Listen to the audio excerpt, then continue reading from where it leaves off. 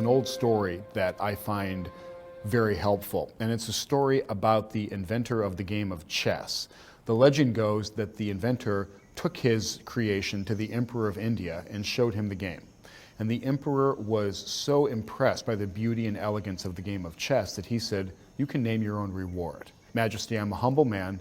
All I want is a pile of rice. Put 1 grain of rice on the first square of this chessboard. Double that, put 2 grains of rice on the second square, double that, continue on. And when we've got 64 squares full of rice, just give me that quantity of rice." And the emperor says, "You really are a humble man. Make it so."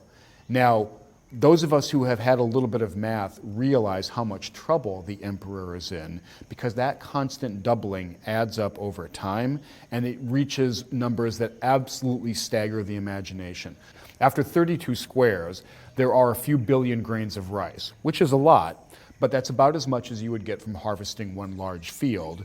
It's only when you get in the second half of the chessboard that things get really, really strange. So by the time they've covered 64 squares of the chessboard, there's a pile of rice bigger than Mount Everest, and it's more rice than has been produced by all of humanity in the entire history of the world.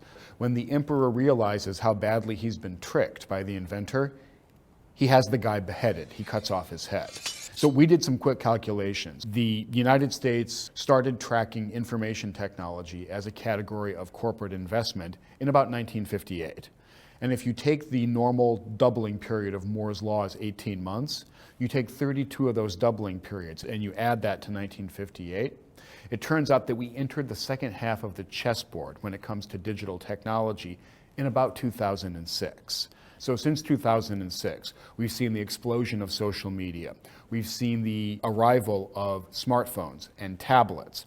We've seen computers that can now drive cars. We've seen humanoid robots in factories.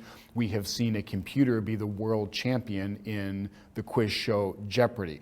All these things have happened since 2006. So to me, that means that we are in some new phase. Maybe we have just started the second half of the chessboard when it comes to the power and the impact of digital technologies. And if what I've just said is true, if there's any truth to it, there's one conclusion, and that conclusion is we haven't seen anything yet. And I firmly believe that the digital innovations that are going to come and that are going to affect the business world are going to be absolutely transformative in the not too distant future. If that's the case, the only smart strategy at the top of the enterprise is, again, to embrace and to start leading the digital transformation for your company.